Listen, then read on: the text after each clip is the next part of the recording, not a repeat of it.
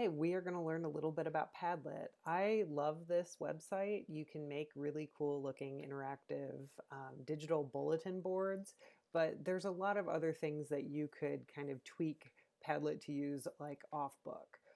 So I'm going to go through how to make a basic Padlet, what they look like, and then show you some features that maybe you are unaware of, even if you're someone who's used Padlet in the past. I know I learned some things getting ready for this. So this is the website. You can get a free account where you can make up to 3 Padlets, which is not a lot. But if you're wanting your students to create something for a project, this is like an ideal situation. They can make a bulletin board without having to take up a ton of space in your classroom and be able to pull in interactive elements. So let's look at a couple examples. I haven't really done a bulletin board for either of my 2 examples, so I apologize for not showing you the true use of it, but here's an example of book recommendations. Padlet, I can add in different different columns, and then give these columns titles. When I click on the plus, I can put in a new book, and for all of these, I just uploaded an image of the particular book. If I go ahead and read a book in my to be read pile, I can just kind of grab it and bring it over into my books about science column and drop it in. And I can pull these around so that they're in a different order if I want them to be in a different order. So that's one idea. This is something that could be collectively edited. It's easy to share Padlets with other people and make them collaborators by going to the share menu up here. So down here, you can give them the link or a QR code. You can email them. You can share on social media or to Google Classroom. And then right now, the privacy settings are saying that this isn't searchable. It's not something that someone can stumble across on Google, but visitors, people I share the link with, can change it. So this would be something that's collectively edited. You don't have to have it that way. You can have it be public so everyone can see it and it's searchable.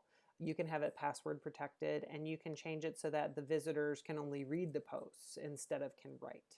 I might even change this to edit if I really wanted this to be a collaborative document, and then I would just click save up here. One other thing you'll notice up here is you can invite members.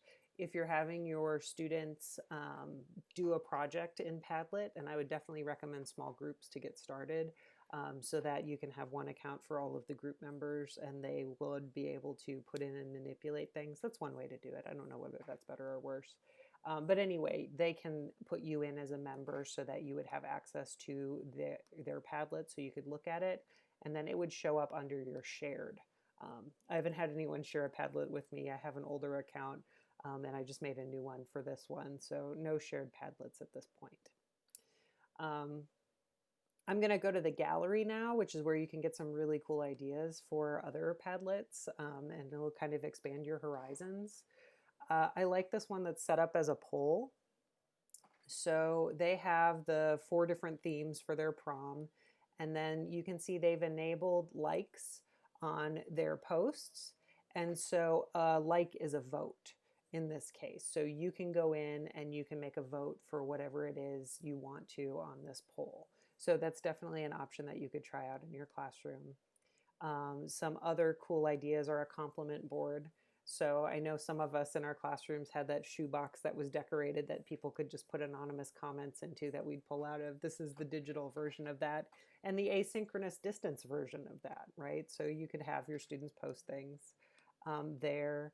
And so definitely check out the gallery if you're not sure exactly what you want to do with your board, and you can follow people for ideas there. Okay. Another thing that I like for students individually making their bulletin boards is when I was working at elementary school, we would sometimes make a file folder that would have different things pasted into it that the student could stand up on their desk and refer to as like a little reference document for them. So it might have a multiplication chart or their spelling words for the week or something in it so that they would have it there in front of them while they were working. Well, this is kind of the digital version of that. The advantages to this are they can drag things around as they need them. So they have as much space as they want. As you create more stuff or as you just even drag it around, which I'm struggling with right now. Thanks, Padlet. Okay, it caught up with me. As you drag things around, more space is created. So you will never run out of space on a Padlet, or at least I haven't yet. So what I have on here are just some examples to get us started. A multiplication chart. This is something I made in Canva. That's something a school I worked at used to remind students how to correctly write a sentence. One of the cool things is when you click on it, it gets big, which means that you can, if you mouse over to the side of it here, resize these things. So as your students get more comfortable with these various reminders that you're giving them, they can minimize them and make them smaller, right? They can kind of shrink away as the students don't need them anymore. And then you can rearrange them so the most pertinent stuff is on top. And as they go through the year, these things that they don't need as much of a reminder on anymore can go down farther. So it's an archive of their progress, but it's not something that they need. These are supports that we want them to use and incorporate and then eventually not need the support for. And so this is a good fading mechanism for that. They can always click on it and see the big version. They can always move it back up if they need it. And so this is a kind of an accommodation board type thing where you can be incorporating some of those things you want students internalizing onto their boards. I also just included a YouTube video here of some applause. It's a little loud, so I'm not going to click on it. I don't want to blast us with it. But just something on there is like a little positive reinforcement that a student can give themselves, a little pat on the back, maybe their favorite song, they put the video in there, nothing too distracting maybe, but something to acknowledge the hard work that they're doing and make them feel good about themselves. Okay, so those are a couple ideas. I'm going to go ahead and make a new Padlet so you can see what that process is like. It's going to be really simple because I don't want to take up too much of your time. You'll notice that there are 8 different layouts. A wall sort of snaps things into place next to each other. Canvas is the most free form where you can drag things around. The one that I just showed you, the accommodation board file folder equivalent, is a canvas. Stream is one thing at a time, one thing on top of each other. Grid is kind of similar to wall, but a little bit less structured. Shelf is the book recommendations one that I showed you. Back channel is a chat that goes back and forth. You could do a map, which would be great for, I can think of a lot of projects, and a timeline, same thing. So those are some options there. I'm going to go ahead and select Canvas. It's one of my favorites anyway. And so over here, the Modify menu opens up first.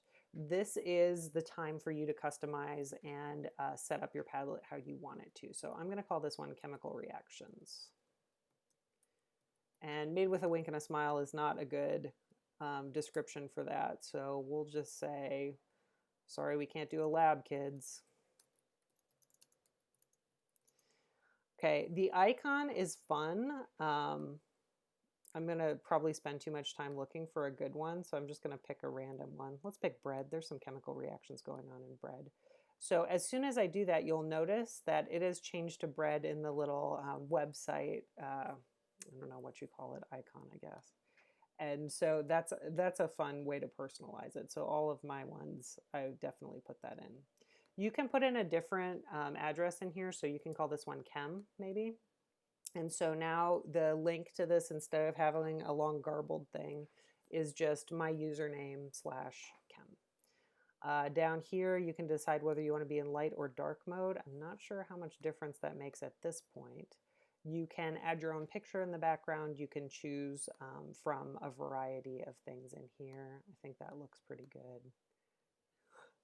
It doesn't look very good, but that's okay. Attribution, I would turn on if you are having students have their own accounts and edit this collectively. Then you can see who is posting what. Comments are something you can allow or not on posts. Reactions, this is what you would do if you wanted that voting option. You can do like, upvote, downvote, star, or grade. I'm going to leave it off for now, but that's how you get to there. It's in reactions. And then down here, if you're worried about your students posting things that are inappropriate, you can turn on moderator approval. So you will have to approve things before they get put on the board. And then you can also turn on the profanity filter. Okay, so those are 2 really helpful options for teachers. Okay, so now I've got it set up. If you ever want to go in and change those, you can get to them by going to the gear wheel up here. So that's where you get to those things after the first time. Don't feel like you have to set it up exactly the way you want it to begin with. You can go back in and edit it. Okay, and now let's make a chemical equation. I can click here, or it's telling me I can double click, I can drag things in, I can hit paste from my clipboard. So I'm going to double click, and I want to upload an image I have already downloaded to my computer. So it has all of the things that I've uploaded to Padlet in the past, so it's easy to reuse images from one board to the next, but I'm going to choose a file to upload from my computer. Oh, this is not where I thought I was. Okay, yeah. So I'm going to start with oxygen, and I can give it a title. If I don't give it a title, it just shows up with my name on it since I turned on that feature. And then if I want to go back and edit it, I click on the little pencil icon. So when I was hovering over it, there's just a little pencil. Okay, and I call this oxygen. Okay, and then I want to put in another image. I'll do it this way this time. It shows up over here. I can upload another image. I'm going to pick a file. It's going to be hydrogen peroxide this time.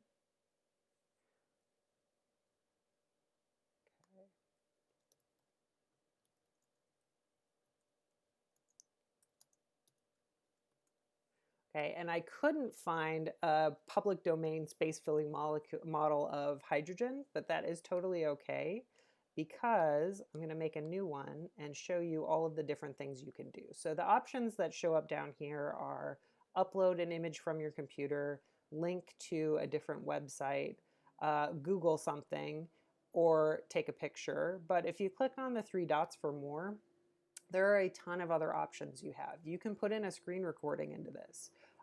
You can record film or audio. You can put in your location. I'm going to pick draw, and I'm just going to draw my space filling model of hydrogen.